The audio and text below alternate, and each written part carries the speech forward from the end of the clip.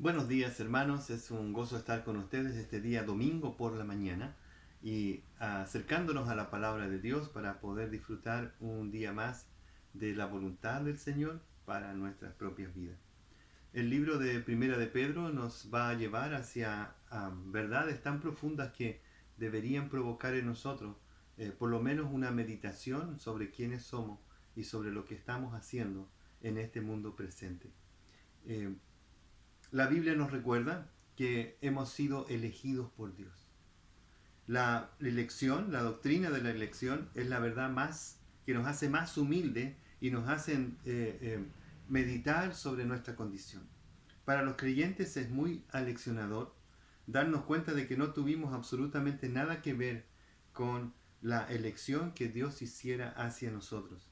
Al entender la elección de manera adecuada, aplasta el orgullo moral y religioso, lo que representa una bendición, porque Dios da gracia a los humildes, como dice el mismo apóstol Pedro. También la elección es una doctrina que exalta a Dios y resalta la adoración porque le concede toda la gloria a Él. Deja en claro que la fe, el arrepentimiento y la capacidad del pecador de obedecer a Dios solo proviene de Él como un don que Dios concede a aquellos que elige. Solamente Dios puede otorgar perdón a su pueblo cuando éste peca. El salmista dice en el Salmo 115, versículo 1, no a nosotros, oh Jehová, no a nosotros, sino a tu nombre da gloria por tu misericordia, por tu verdad. También la doctrina de la elección eh, produce gozo en la vida de los escogidos.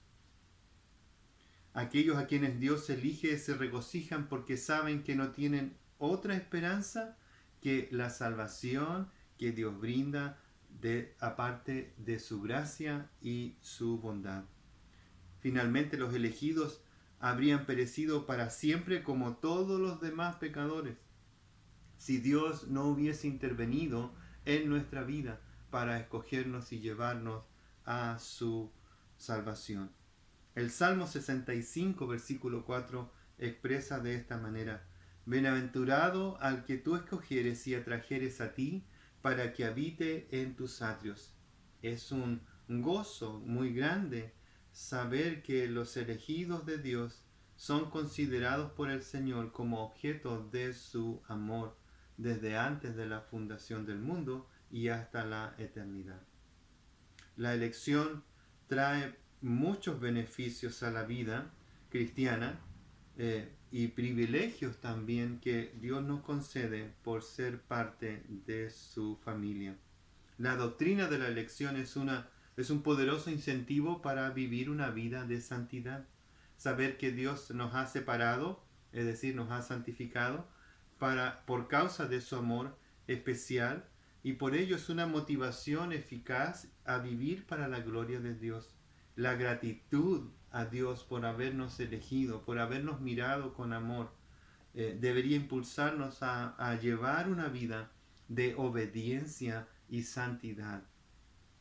La elección es una verdad tan poderosa que cuando nosotros los cristianos la entendemos, debería producir en nosotros transformaciones tan profundas que las demás personas se van a dar cuenta de que nosotros hemos sido objeto del amor de Dios. El apóstol Pedro prorrumpe en una exaltación de gozo aquí en los versículos 3 en adelante.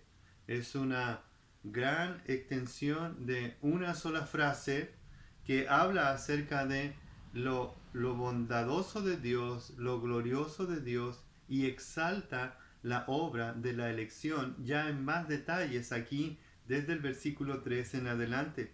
Dice: bendito el Dios y Padre de nuestro Señor Jesucristo, que según su gran misericordia nos hizo renacer para una esperanza viva por la resurrección de Jesucristo de los muertos. Entonces, una expresión de adoración y alabanza por la elección de los hermanos a quienes les escribe también, a estos expatriados, a estos que estaban dispersos en el Ponto, Galacia, Capadocia, Asia y Bitinia. A estos Pedro les dice, ustedes son los elegidos y deberían estar gozosos aún en medio de las dificultades que están viviendo. El apóstol Pablo dice que la fuente de su gozo es esta verdad gloriosa de la elección y de que Dios los escogió para salvarlos. El apóstol nos invita a adorar a Dios por lo antes mencionado entonces. La expresión el Dios y Padre evoca la oración del Padre Nuestro, ¿se acuerdan ustedes ahí? Mateo capítulo 6. Pero también unida de nuestro Señor a la expresión de nuestro Señor Jesucristo, resalta la conexión entre el Creador y el Salvador. Cristo declaró, yo y el Padre uno somos. Juan capítulo 10, versículo 30. Más adelante, en respuesta a Felipe, uno de sus discípulos, él dice, el que me ha visto a mí, ha visto al Padre. Yo y el Padre uno somos. Juan 14, 8 y también hasta el versículo 13. Nos obliga a pensar no solo en el Dios creador, sino que también en el Jesucristo, Salvador y Señor. Nos dice que Cristo es nuestro Señor y Salvador, porque es el Jesús, el Cristo, nuestro Señor. Es una palabra allí muy importante en la frase. Pedro la recalca porque él sabe que Jesús no solo fue su maestro, sino que también es su Salvador, pero además él ha rendido su vida a él como su Señor. Esto todo ocurre en medio de la salvación. Nos obliga a pensar entonces en el señorío y preguntarnos también si estamos viviendo bajo este señorío, sometiéndonos continuamente al gobierno de nuestro Señor y Salvador en nuestras vidas. Luego el motivo o la base de nuestra salvación y herencia, su misericordia. Pablo nos dice, pero Dios, que es rico en misericordia, por su gran amor con que nos amó, aun estando nosotros muertos en pecados, nos dio vida. Efesios capítulo 2, versículo 4 al 5, después de explicar que estábamos muertos en delitos y pecados, al igual que todos aquellos que están separados de Dios, él añade este pero, que es un gran pero en el Nuevo Testamento.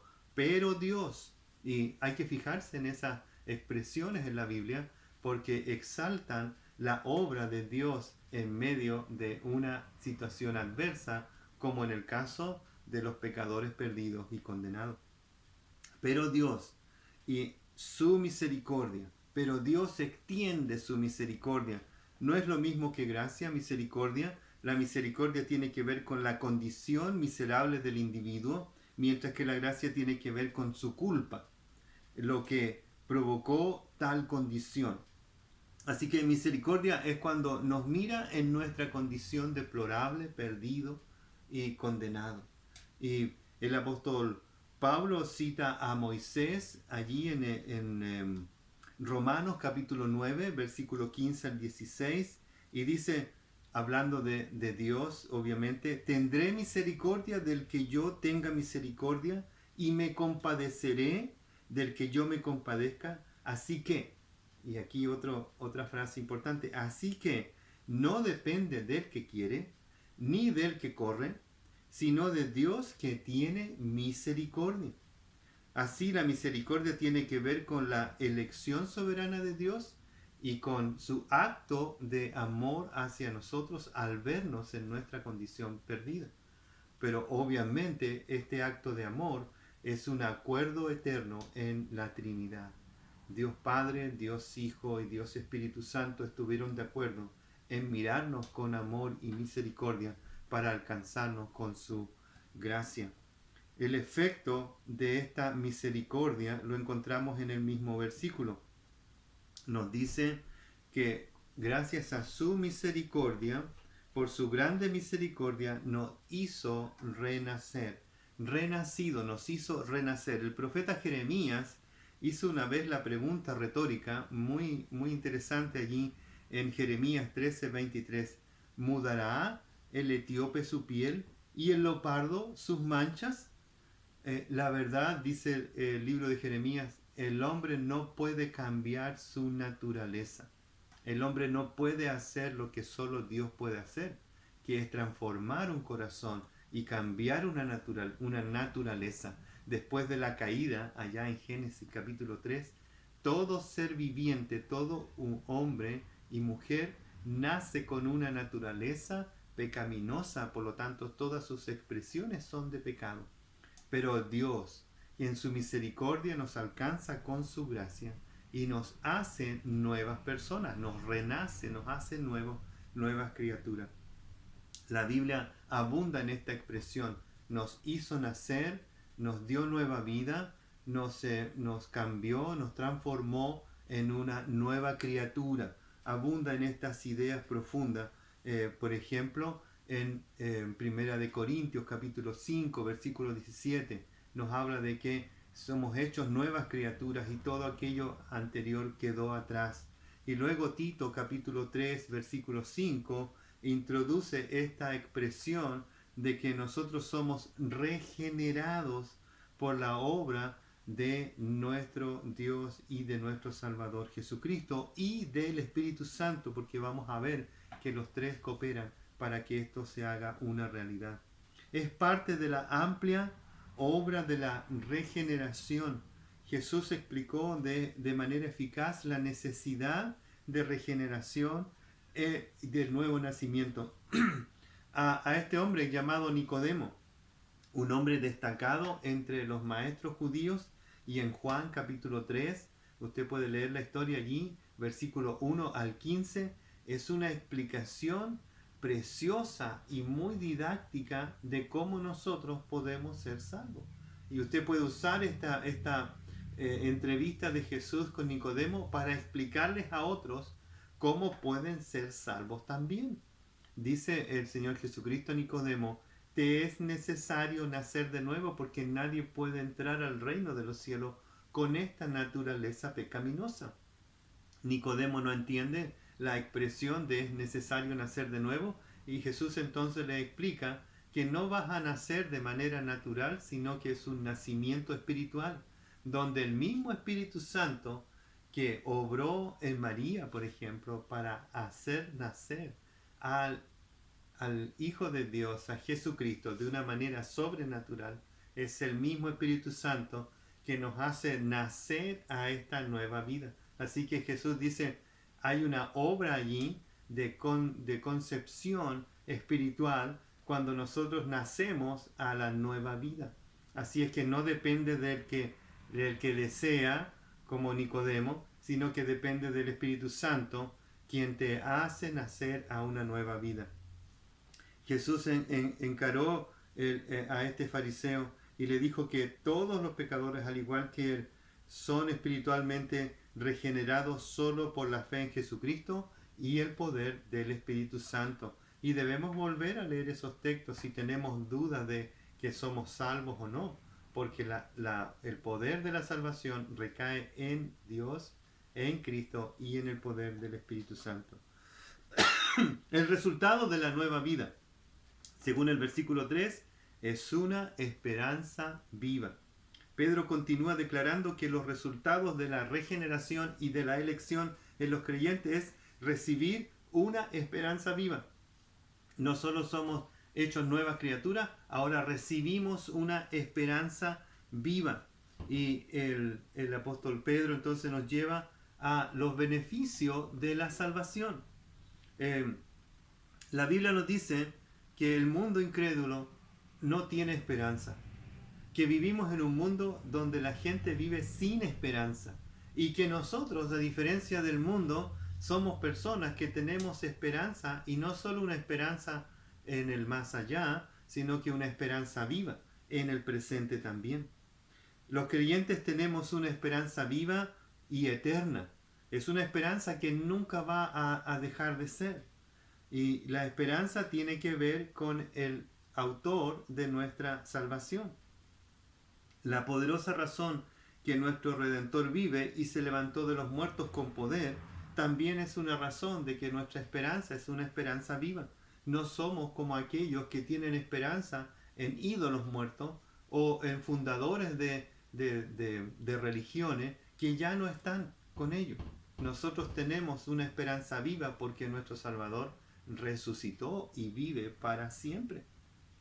Jesús le dijo a Marta, la hermana de Lázaro, antes de resucitar a su hermano, le dijo: yo soy la resurrección y la vida. El que cree en mí, aunque esté muerto, vivirá, y todo aquel que vive y cree en mí no morirá eternamente. Juan capítulo 11, versículos 25 y 26. Cristo resucitó de los muertos, asegurando para siempre la esperanza viva del creyente en el cielo, al conquistar definitivamente la muerte. Por eso el apóstol Pedro dice: nos hizo renacer para una esperanza viva por la resurrección de Jesucristo de los muertos. Si Cristo no hubiese resucitado, dice el apóstol Pablo, no tendríamos esperanza y seríamos dignos de mirarnos con lástima porque creemos en un Salvador que quedó en la tumba. Pero Cristo resucitó, la tumba está vacía, Cristo mora en los cielos eternamente porque es el Salvador eterno de nuestras almas. Así que nuestra esperanza es una esperanza viva. Y el apóstol Pablo, nos dice muy insistentemente en 1 Corintios capítulo 15, versículo 17, que la resurrección es la obra poderosa en la cual nosotros descansamos para la eternidad. La nueva vida es abundante y eterna, otra vez debido a nuestro Salvador, que es el Rey eterno.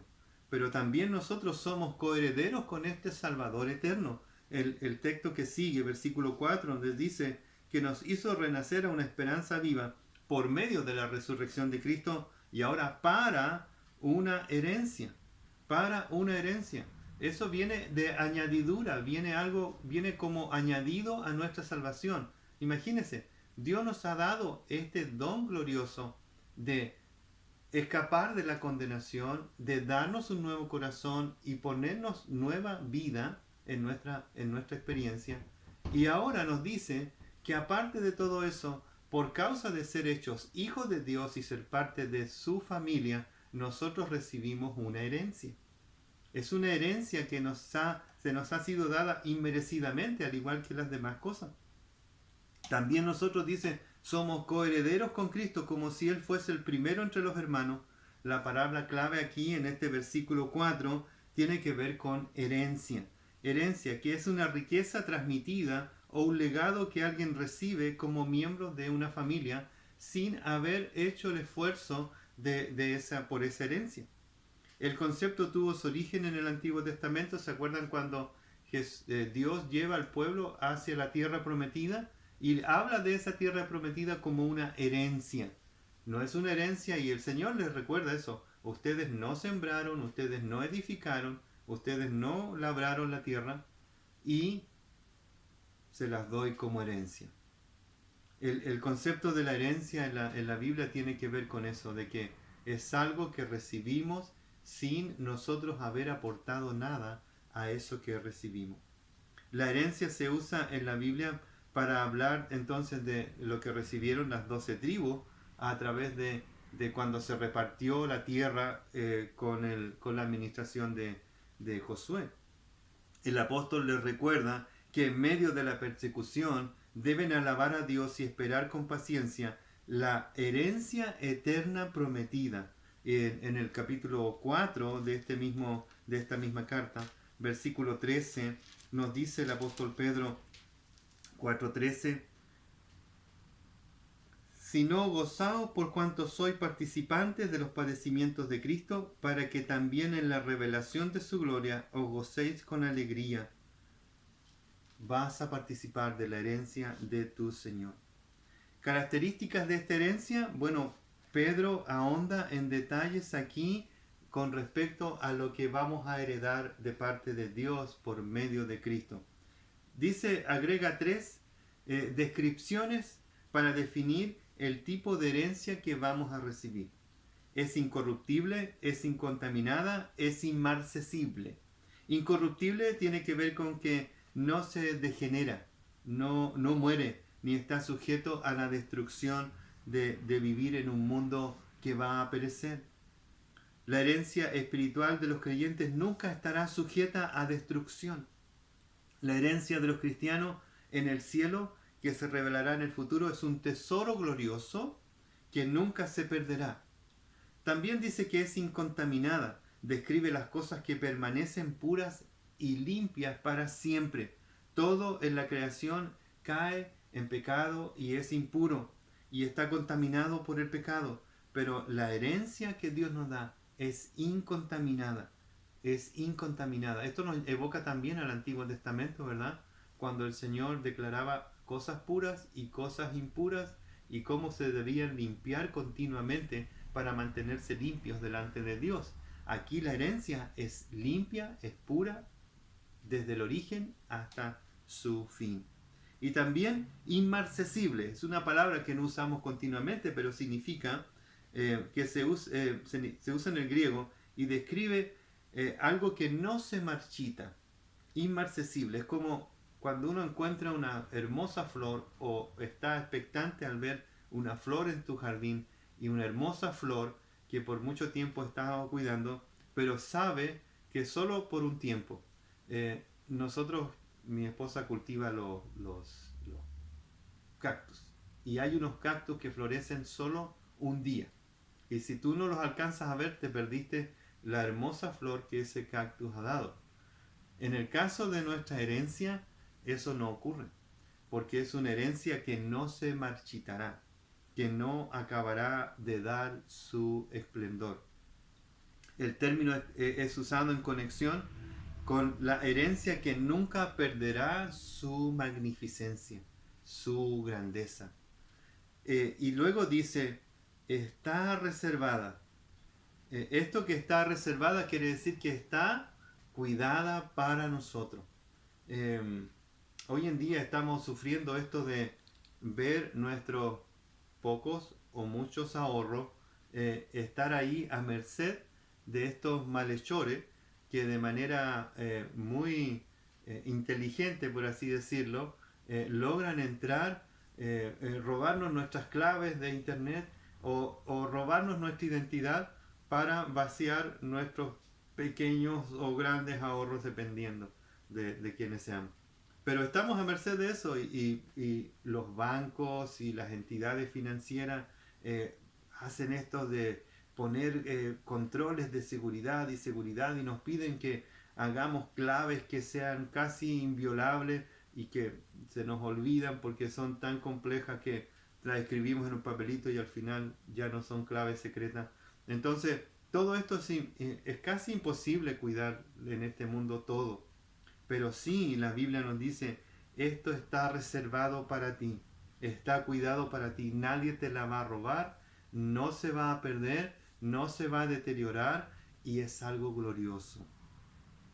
No os hagáis tesoros en los cielos, no os hagáis tesoros en la tierra, donde la polilla y el orín corrompen, y donde ladrones minan y hurtan, sino haceos tesoros en el cielo, donde ni la polilla ni el orín corrompen, y donde el ladrón no mina ni hurta. Porque donde está vuestro tesoro, allí estará también vuestro corazón. Mateo capítulo 6, versículos 19 al 21.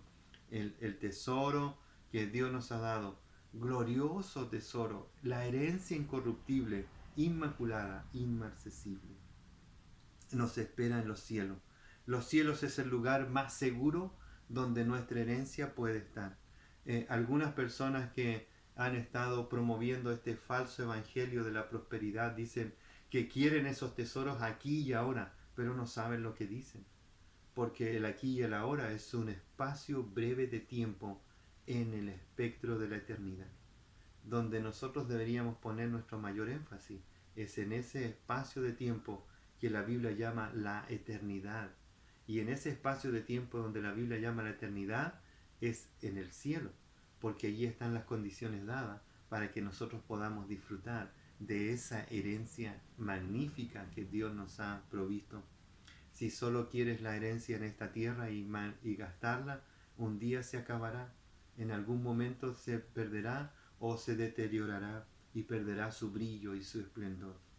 Los cielos es el lugar donde el Señor nos asegura que nuestra herencia está allí para disfrutarla. El apóstol Juan lo describe como un lugar al que no entrará ninguna cosa inmunda, que hace abominación y mentira, sino solamente los que están inscritos en el libro de la vida del Cordero. Apocalipsis 21, 27. No solo que la herencia está divinamente protegida, sino que quienes la poseen también son guardados por el poder de Dios. Porque si hay una herencia para nosotros, entonces los herederos también tienen que ser guardados para disfrutar de esa herencia. Guardados de hacer algo para perderla o quedar separados de ella. No podemos hacer nada para perder nuestra salvación. Dios ha provisto todo. Ahora el apóstol Pedro menciona también aquí, en el versículo 5, que soy guardado por el poder de Dios mediante la fe para alcanzar la salvación que está preparada para ser manifestada en el tiempo postrero. Hay un aspecto de la salvación que tiene que ver con el tiempo presente y el tiempo postrero. Dice, guardados por el poder de Dios. El aspecto presente de la salvación es la santificación. Los creyentes están siendo continuamente liberados del pecado y del poder del pecado por medio de la obra de la santificación. Es que el Espíritu Santo nos ha hecho santos para Dios.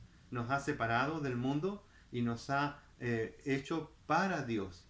Y por lo tanto nosotros como objeto de esa obra estamos en el proceso de la santificación. Estamos siendo cada vez más hechos a la imagen de Cristo para llevar gloria al Padre. Y nosotros estamos en este tiempo presente en ese proceso de la santificación. El aspecto presente de la salvación es la santificación. Estamos siendo liberados. Primera de Juan capítulo 1 versículo 9, que si confesamos, Él es fiel y justo para limpiarnos de toda nuestra maldad. Efesios capítulo 2 versículo 8 declara, porque por gracia somos salvos. La lengua aquí habla acerca de están siendo salvados. La salvación por consiguiente también es algo que pasó con resultados continuos en el presente. Fuimos salvos en Cristo por medio de su obra en la cruz, pero estamos siendo salvados por medio del proceso de la santificación. Y por último, la salvación también tiene un aspecto futuro, la glorificación. Cuando un creyente muere, Dios lo libera totalmente de la presencia del pecado y de este cuerpo de muerte. Al instante lo lleva a su herencia eterna para estar con Él y disfrutar de la herencia en su presencia. No completamente, porque un día va a haber esta obra poderosa de cerrar todo y el Señor me librará de toda obra mala y me preservará para su reino celestial. A Él sea gloria por los siglos de los siglos. Amén, dice el apóstol Pablo en 2 de Timoteo capítulo 4 versículo 18. El libro de Hebreos nos dice en el capítulo 1 versículo 14, ¿no son todos espíritus ministradores, hablando de los ángeles, enviados para servir a favor de los que serán herederos de la salvación? Así que la salvación tiene una obra pasada en Cristo, una obra presente en el Espíritu Santo para santificación y una obra futura en el reino de los cielos cuando se nos dé esa herencia y consumación de la salvación.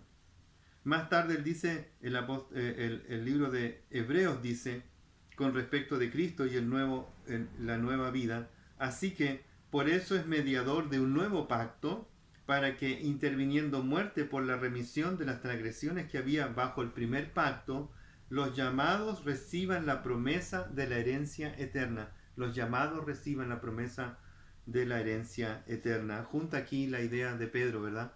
Elegidos o llamados para ser salvos, para que esta salvación llegue a un fin final y glorioso en la presencia del Dios Padre. Pablo lo expresa así en muchos pasajes, hablando acerca de que nuestra salvación es algo que también va a tener una expresión gloriosa en el cielo. Mi porción es Jehová, dijo mi alma, por lo tanto en él esperaré. Jeremías habla así en Lamentaciones capítulo 3 versículo 24. Los cristianos entonces poseemos algunos de los beneficios de la salvación en esta vida, pero la plenitud de esos beneficios está por venir cuando nosotros estemos en la presencia de Dios. Dios ha prometido glorias indescriptibles en la perfección eterna del cielo, que un día será la experiencia consciente de todos nosotros los hijos de Dios. Él es la fuente de la herencia del cristiano. Esta herencia ha venido debido a la misericordia de Dios que nos miró con amor y por la compasión del Señor Jesucristo que derramó su sangre por nosotros y sobre nosotros y que permanece perfecta, eterna y segura por la obra poderosa del Espíritu Santo que nos ha sellado para el fin. Todos los creyentes debemos disfrutar ahora de la experiencia futura.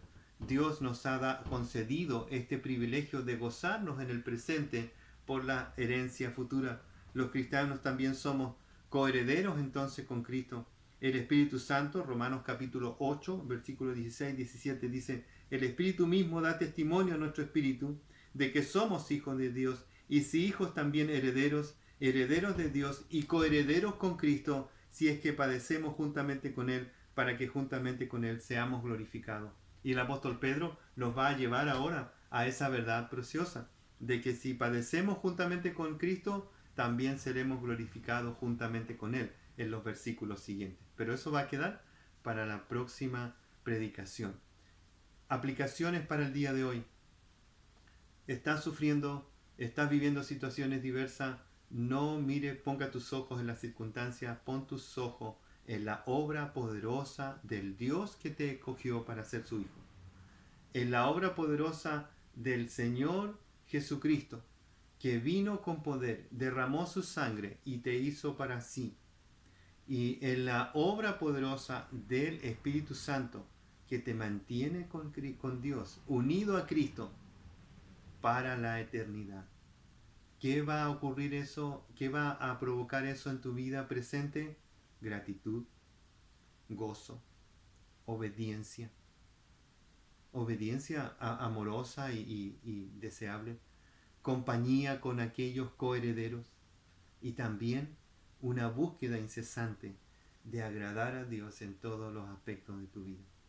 Que Dios nos bendiga para poder crecer en esta obra de gracia que Dios comenzó cuando nos escogió por pura misericordia. Oramos al Padre.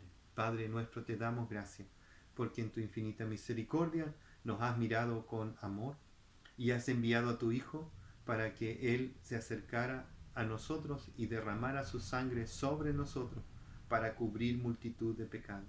Te damos gracias por el Espíritu Santo que nos ha sellado para el fin y que nos ha preservado y nos preservará hasta la eternidad. Y te damos gracias por los tremendos, enormes beneficios que tenemos por ser hijos de Dios. La esperanza viva que has hecho renacer en nuestros corazones nuevos. Y también la herencia de los hijos de Dios, que es tener también tu compañía, que es tener la compañía de nuestros hermanos, que es tener la palabra de Dios que ilumina nuestro caminar, que es saber que ninguna cosa creada nos puede separar de tu amor. Te damos gracias, Padre, por esta palabra preciosa que el apóstol Pedro escribió para animar a aquellos que estaban en persecución, pero también para animarnos a nosotros que estamos en esta situación presente difícil. Te damos gracias, Señor, porque tus verdades nos mantienen seguros, firmes como una roca, a la cual nosotros nos aferramos para vivir nuestra vida cada día. Gracias te damos por esta tu iglesia. Bendícenos, Señor, con tu guía y tu presencia. En el nombre de Cristo lo pedimos. Amén. Que el Señor les bendiga, hermanos, que puedan seguir meditando en la preciosa palabra del Señor.